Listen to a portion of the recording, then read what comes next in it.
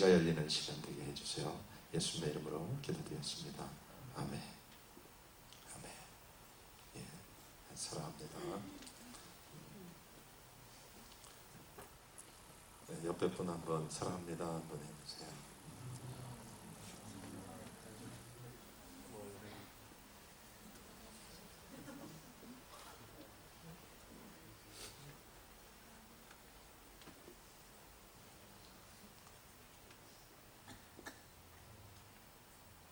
이 땅의 가정과 이 땅의 교회와 이 땅의 온전한 회복은 단언합니다. 하나님이 오셔서 주인 되시면 됩니다. 예수님께서 하늘에서 이루신 것 같이 땅에서도 하나님의 뜻이 이루어지기를 기도하라고 말씀하셨습니다. 주기도문입니다. 하늘의 뜻이, 하나님의 나라의 뜻은 뭡니까? 예수님이 주인 되는 나라입니다. 왕이신 나라입니다. 그것이 천국입니다. 딴 게 아니에요. 제가 얘기했지만 금 깔린 도로, 사파이어, 그건 주얼리 가게 가면 다 있습니다. 그게 천국이 아닙니다. 천국은 예수님이 주인이고 예수님의 피값으로 그것에 죄가 없이 들어간 사람들이 살고 있는 거룩한 나라입니다. 이 땅의 모든 문제가 죄로부터 나왔습니다. 그죠? 모든 가정의 문제, 인생의 문제가, 여러분이 묶인 모든 문제가 사실 시대를 잘못 만나서 그런 거 절대 아닙니다. 잊지 마세요. 부모를 잘못 만나서 아닙니다. 죄 때문에. 왜 여러분들 죄 때문에? 그게 정답입니다. 죄가 해결되는 순간 인생이 바뀝니다. 이것을 본어게인이라고 합니다. 그죠? 본어게인은 예수 그리스도를 만난 거예요. 예수 그리스도를 만났다는 것은 뭐예요? 죄가 해결됐다는 것을 의미합니다. 그래서 그는 이제 하나님의 자녀가 되었고 그를 통해서 하나님의 나라가 이루어지고 보여지기 시작합니다. 그래서 예수님께서 이렇게 말씀하셨어요. 고린도후서 2장에 너희는 믿는 자나 믿지 않는 자들에게 그리스도의 향기다. 무슨 말이에요? 그리스도의 향기라는 말은 뭐예요? 그 안에 그리스도가 살기 때문에 그리스도의 냄새가 난다는 거죠. 하나님 나라.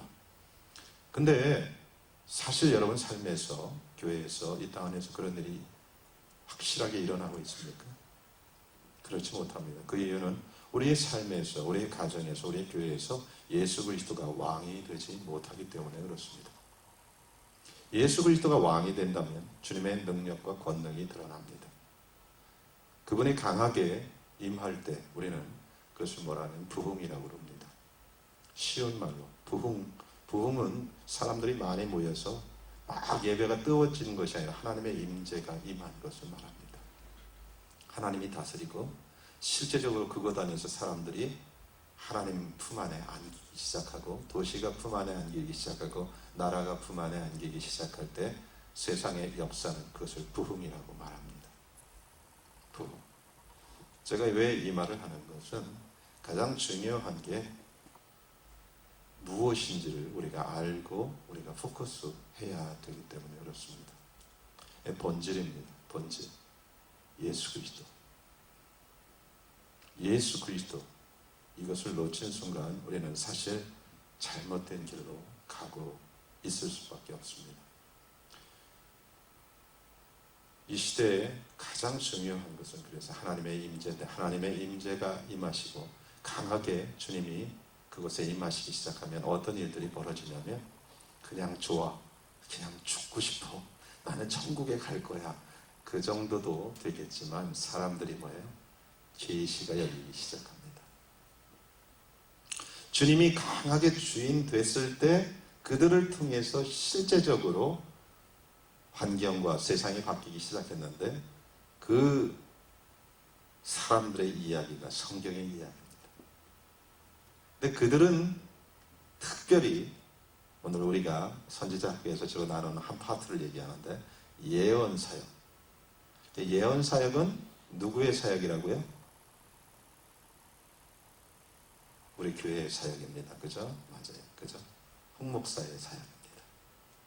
이렇게 생각하는 순간 여러분들은 지금 잘못 오시고 잘못 앉아 계신 겁니다. 이것은 하나님의 사역입니다. 예언사역은 누가 만드는 것이 아니라 이미 성경 안에 이미 나와 있는 모든 하나님의 사역들을 말합니다. 하나님께서 예언자들을 보내셨고, 이제 신약교회에게는 에베소 4장에 보면 뭐예요? 오중직임을 통해서 이미 예언하는 자가 교회를 온전케 하는 자리에 들어가는 한 직분임을 말합니다. 그래서 예언 사역은 아주 중요합니다. 많은 사람들이 예언 사역을 오해하는 부분에 대해서 오늘 말씀을 나누고, 실제 예언 사역이 얼마나 올바로 가야 되고 얼마나 중요한지에 대해서 오늘 그 부분을 가지고 주제를 가지고 나눠보겠습니다. 이 예언 사역은 너무 중요합니다. 마지막 때에는 예언자들을 일으킵니다. 이것이 하나님의 계획이에요. 계시록에도 나오고 모든 부분에서. 왜냐하면 예언 자체가 하나님의 사역이에요. 근데 예언을 흉내내는 그런 그룹들이 있어요. 누구죠? 영적인 세계인데 사단들입니다. 자, 예언 사역을 잘 감당하기 위해서는 우리는 그 부분은 계속 나가면서 보고요. 기이하고 특이한 경험을 편안하게 받아들일 수 있어야 합니다.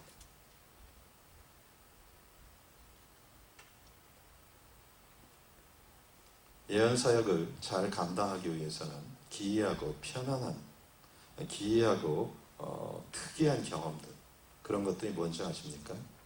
그런 경험들은 천사를 만나는 것입니다. 이제부터 조금 이상해지기 시작하죠. 천사를 만나는 것. 근데 지금도 천사를 만나는 예언자들이 무척 많고 사람들이 많습니다. 이것이 우리만 나온 거예요. 지금 성경에 나오는 이야기들입니다. 이것을 편안하게 받아들일 수 있어야 되고, 입신. 우리 중에 입신 들어가서 간증한 사람들이 있죠. 입신 들어가서 천국과 지옥을 보고 옵니다. 그런 사람들은 신앙이 다릅니다. 근데 이것을 편안하게 받아들일 수 있어야 됩니다. 왜냐하면 우리만의 이야기가 아니라 이미 사도 요한, 계시록에 나오는 이야기예요. 그죠? 사도 요한이 어떻게 돼요? 기도하다가 성령에 붙잡혀서 요한계시록 4장에 보면 뭐예요? 보좌의 들림을 받게 됩니다.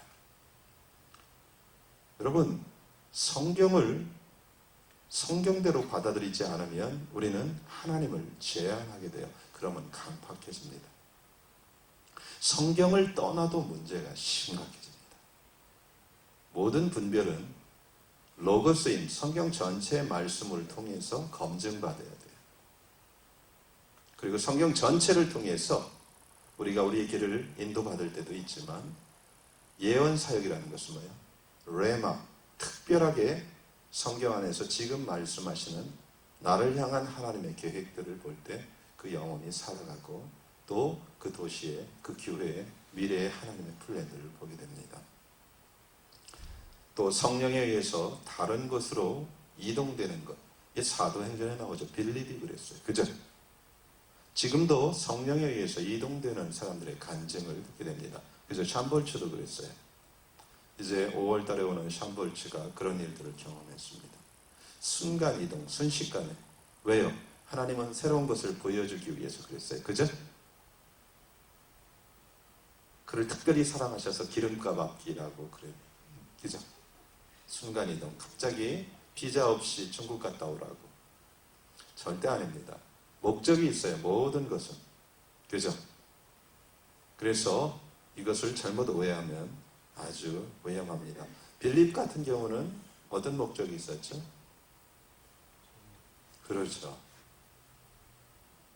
한 사람이 하나님의 말씀을 꼭 들어야 되기 때문에, 그를 통해서 에티오피아가 하나님 나라로 돌아오야 되기 때문에, 저는 아프리카에 있었기 때문에 에티오피아의 복음을 잘 알고 있습니다. 거기는 오래전에 복음이 들어갔어요. 아마 사도행전에 나온 그 내시 때문에 그렇지 않았을까 신학자들은 봅니다.